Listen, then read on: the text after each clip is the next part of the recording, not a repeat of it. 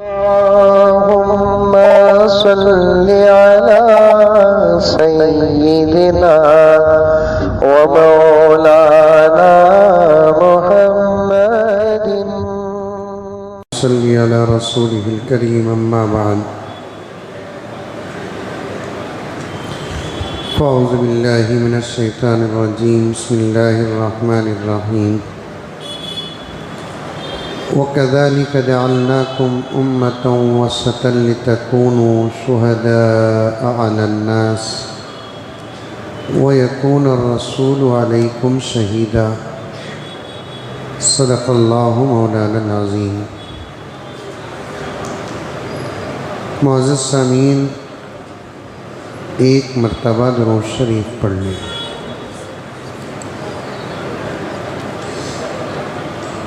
کل میں نے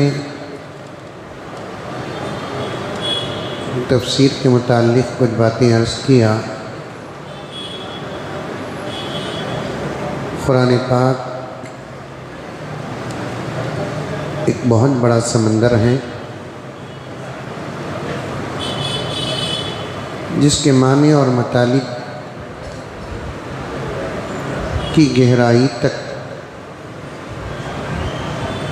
آج تک کوئی نہیں پہنچا ہے۔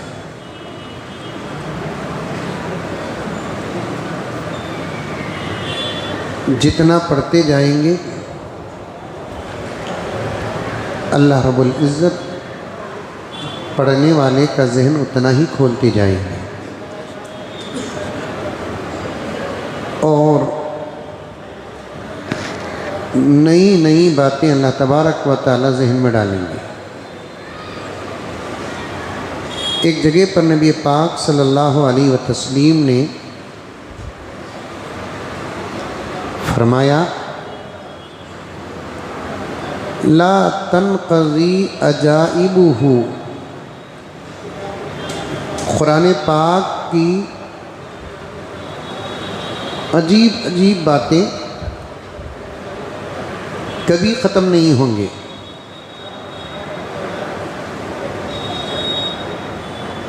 بہرحال جتنے لوگوں نے قرآن پاک کا ترجمہ کیا وہ اپنی طاقت کے مطابق کیا، اور جتنے لوگوں نے قرآن پاک کی تفسیر بیان کی اللہ کے فضل سے وہ اپنی اللہ کی دی ہوئی نعمت اور طاقت کے مطابق، لیکن حق تو نہیں ادا ہوا۔ رمضان المبارک کے مہینے میں مساجد میں تفاسیر کا انتظام ہوتا ہے، اور رمضان المبارک کے بعد بھی مسجدوں میں تفسیروں کا انتظام ہوتا ہے، تو اس سے یہ نہیں سمجھ جانا کہ ان مسجدوں میں یا علماء کرام مکمل تفسیر بیان کرتے ہیں، بلکہ جتنی ہو سکے اتنی تفسیر بیان کرتے ہیں۔ میرا بھی ارادہ ہوا کہ روزانہ جو تلاوت کرتے ہیں ان میں سے کچھ آیات لے کر آپ کے سامنے بیان کروں۔ تفصیل میں جانا نہیں ہے، پہلے ہی دن تلاوت میں دوسرے پارے میں ایک آیت آئی جس کی تفسیر بڑی پیاری ہے۔ آیت کیا ہے؟ وَكَذَلِكَ جَعَلْنَاكُمْ أُمَّةً وَسَطًا لِتَكُونُوا شُهَدَاءَ عَلَى النَّاسِ وَيَكُونَ الرَّسُولُ عَلَيْكُمْ شَهِيدًا۔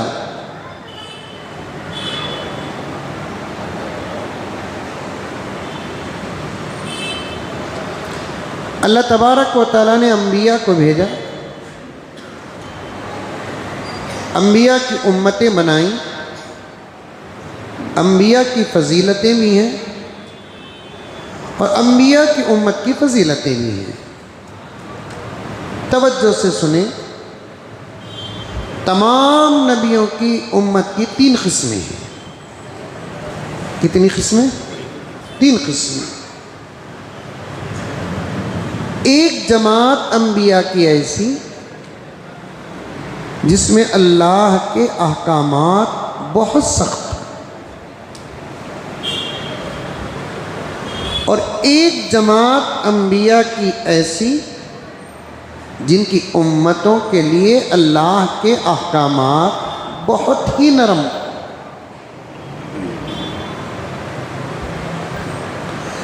لیکن ہمارے نبی حضرت محمد مصطفیٰ صلی اللہ علیہ وسلم اور آپ کی امت کو اللہ کے احکامات نہ انتہا درجے پر سخت نہ انتہا درجے پر نرم، سختی اور نرمی کے بیچ کا جو راستہ ہے اس کو کہتے ہیں وسط۔ آئی بات میں سمجھ، اس کو کہتے ہیں موسیٰ کی امت کے لیے قانون تھا، اگر تم کو کوئی مارے تو بدلے میں تم اسے ضرور مارو۔ عیسیٰ کی امت کے لیے قانون تھا کہ اگر کوئی تم کو مارے تو بہتر طریقہ تم اس کو معاف کر دو۔ پیارے آقا صلی اللہ علیہ وسلم کی امت کے لیے اللہ کا حکم یہ کہ اگر کوئی تم کو مارتا ہے، حالات دیکھو، مواقع دیکھو، بدلہ لینے کا موقع ہے تو بدلہ لو، معاف کرنے کا موقع ہے تو معاف کر دو۔ ایسا نہیں بدلہ لینا ہی ہے، اور ایسا بھی نہیں کہ معاف کرنا ہے۔ حالات کو دیکھو، مواقع دیکھو، بدلہ لینا ضروری ہے تو ضرور بدلہ لو۔ معاف کرنے سے اگر کوئی اور اچھا نتیجہ نکل کر آتا ہے تو پھر اسے معاف کر دو۔ ایک دم سختی بھی نہیں اور ایک دم نرمی بھی نہیں۔ آئی بات سمجھ میں؟ اور اللہ تعالیٰ قرآن پاک میں امت محمدیہ کی ایک فضیلت بتاتا ہے، سنو۔ عبدالعزیز سن رہے ہیں؟ یہ فضیلت کسی نبی کی امت کے لیے نہیں، توجہ چاہتا ہوں۔ ایک فضیلت جو اس آیت میں اللہ تعالیٰ حضور پاک صلی اللہ علیہ وسلم کی امت کی بتا رہا ہے، یہ فضیلت کسی نبی کی امت کی نہیں، ایک بات۔ دوسری بات کہ یہ فضیلت ہم کو معلوم ہو چکی ہے۔ تیسری بات، اس امت کی فضیلت کا اظہار حشر کے میدان میں ہوگا۔ کیا؟ اللہ تعالیٰ فرماتے ہیں لِتَكُونُوا شُهَدَاءَ عَلَى النَّاسِ، اللہ تعالیٰ اس نبی کی امت کو گواہ بنائیں گے۔ کیا بنائیں گے؟ گواہ بنائیں گے۔ اس نبی کی امت کو گواہ بنائیں گے۔ اس کے اندر آنے والا ایک واقعہ ہے، توجہ سے سننا۔ ایک ہے ہو گیا سو واقعہ، ایک ہے ہونے والا واقعہ، دونوں میں فرق نظر آ رہا ہے۔ ایک ہے ہو گیا سو واقعہ، ایک ہے آنے والا واقعہ۔ لِتَكُونُوا شُهَدَاءَ عَلَى النَّاسِ، اس قرآن پاک کے اس جملے کے اندر آنے والا ایک واقعہ ہے۔ وہ واقعہ کیا؟ حشر کا میدان ہوگا، قائم ہوگا، دنیا ختم ہو جائے گی، کوئی چیز باقی نہیں رہے گی۔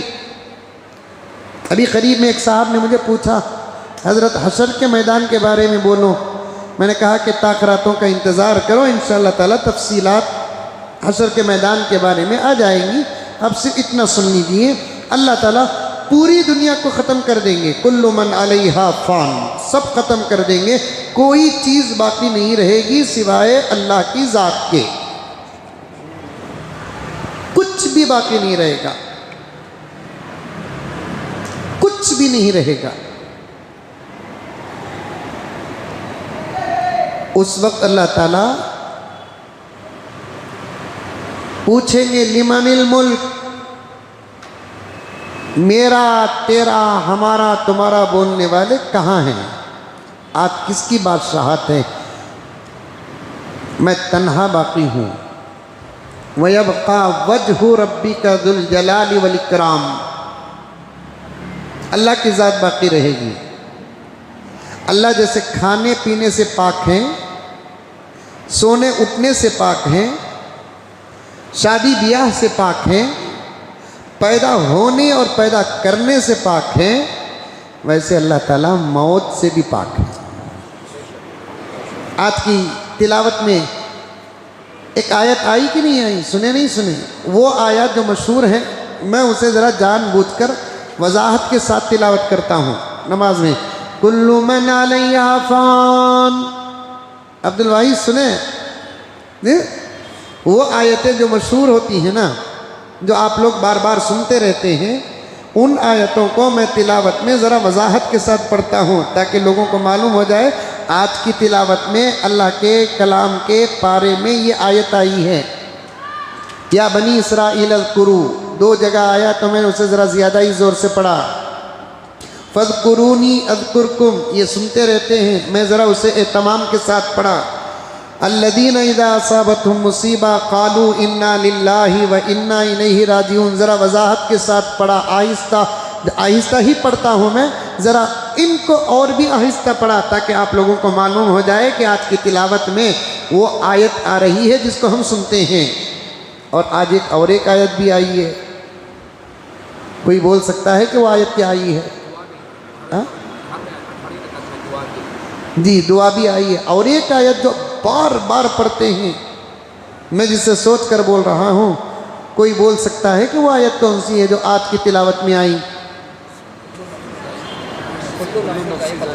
وہ تو آ گئی، الگ بات ہے، وہ بھی آئی ایک آیت، وہ ہر وقت نہیں پڑھتے، وہ کل نفس ذائقۃ الموت، ٹھیک ہے، تو موت سے سب کو ڈر ہوتا ہے، جی وہ بھی آئی۔ یا ایھا الذین آمنوا اتقوا اللہ حق تقاتہ ولا تموت، سب کی شادیاں ہوتی ہیں تو یہ خطبہ نکاح میں پڑھا جاتا ہے۔ آپ کی ہو گئی شادی؟ پڑھے کہ نہیں پڑھے؟ یاد ہے آپ کو؟ عبد الواحد آپ کی شادی ہو گئی؟ پڑھے نہیں پڑھے؟ تو بہرحال عرض کرنا ہے، اللہ کی ذات باقی رہنے والی، جیسے اللہ تعالیٰ کھانے سے، پینے سے، سونے سے، اٹھنے سے، پیدا ہونے اور پیدا کرنے سے پاک ہیں۔ پاک کا مطلب یہ باتیں غلیظ ہیں نہیں، یہ چیز اللہ کی ذات میں نہیں ہے۔ ویسے اللہ تبارک و تعالی موت سے بھی پاک ہیں، اللہ تبارک و تعالی موت سے بھی کیا ہیں؟ پاک ہیں۔ کچھ لوگ ہیں جو اللہ کے علاوہ کسی اور کو خدا مانتے ہیں، کچھ لوگ ہیں جو اللہ وحدہ لا شریک کے علاوہ کسی اور کو اللہ مانتے ہیں، وہ اپنے اللہ کو اللہ ماننے کے لیے یہ بات کافی ہے، جو مر جاتا ہے وہ اللہ نہیں، جو مرتا ہی نہیں وہی اللہ ہے۔ میں نام لے سکتا ہوں، دنیا میں کون لوگ کس کو خدا مان بیٹھے ہیں، اور جن کو وہ خدا مان بیٹھے ہیں ان کے موت کے قائل ہیں، وہ ان کے موت کو مانتے ہو۔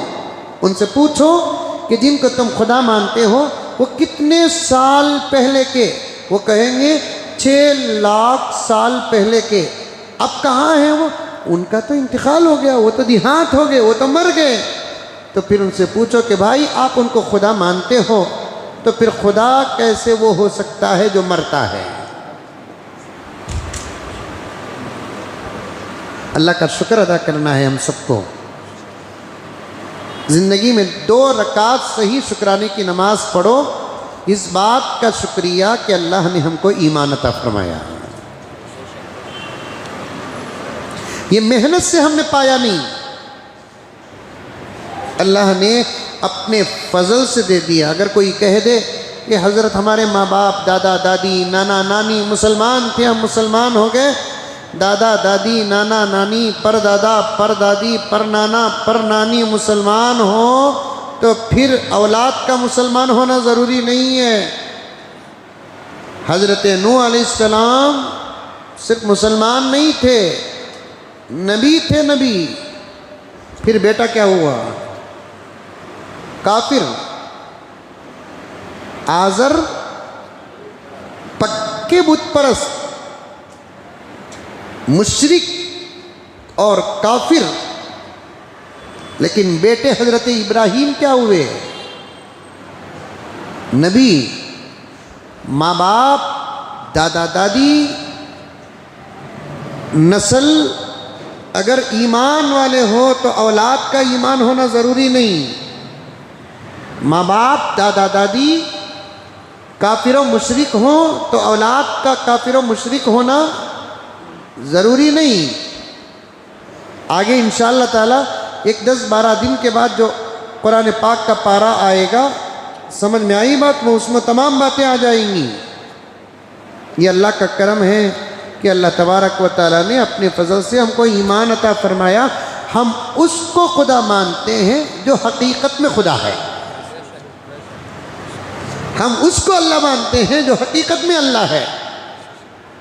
اور ایک سادہ سیدھا ذہن رکھ کر بھی اللہ تبارک و تعالیٰ کو ہم ذرا سوچیں تو اس کی خدائی کی علامات ہمارے سامنے ہیں۔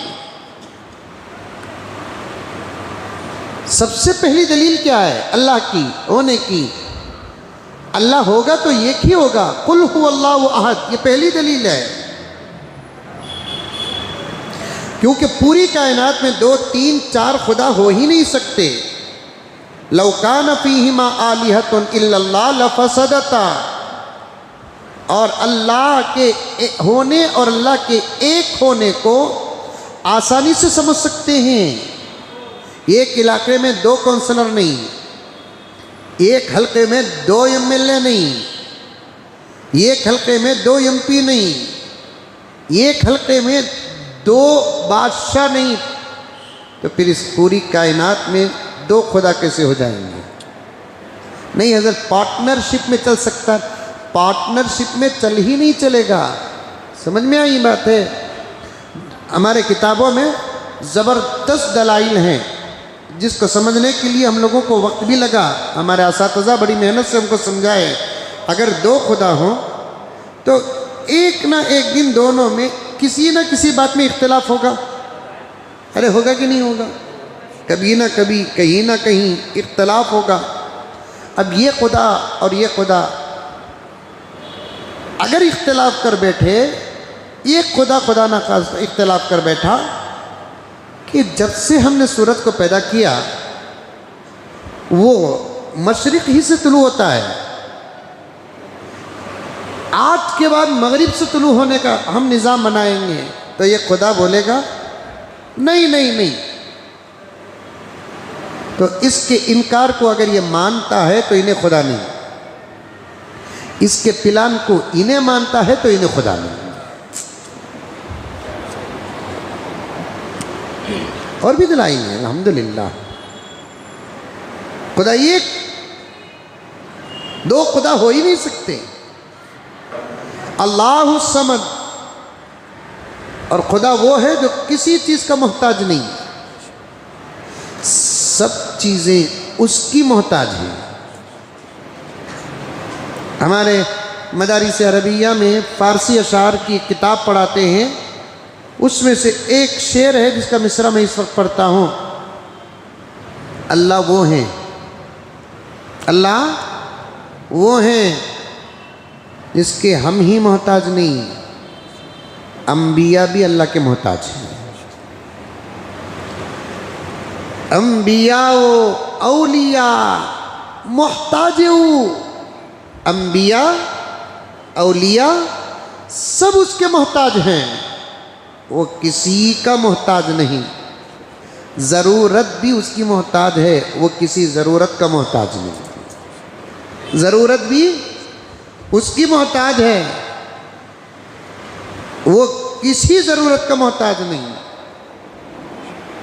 میرے استاد حضرت مولانا شاہ میران صاحب رحمۃ اللہ علیہ، جن کے پاس ہم نے جلالین پڑھی، تفسیر کی کتاب، بڑے اللہ والے، صاحب کشف و کرامت اور مجذوب شخصیت، پڑھانے کے درمیان کئی مرتبہ حضرت بیان فرماتے تھے، دیکھو جی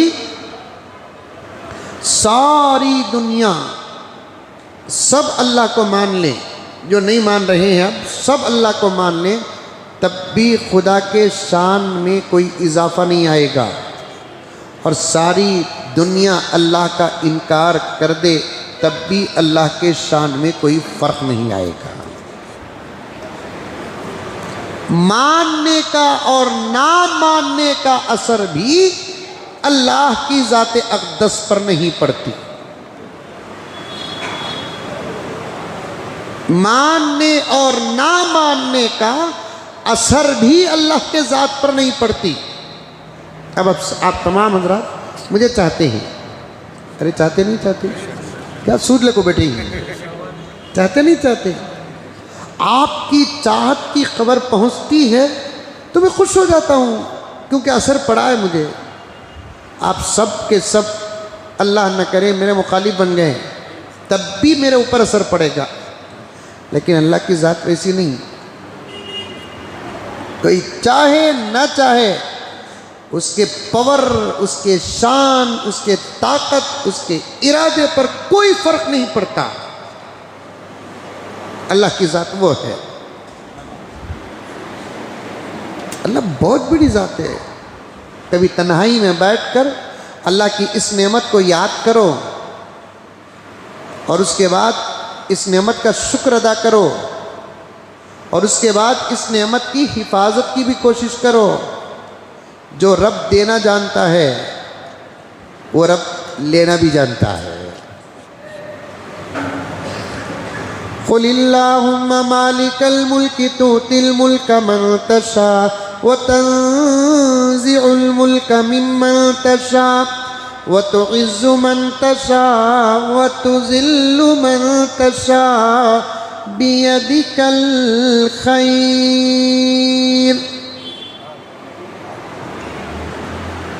اے پیغمبر کہہ دیجئے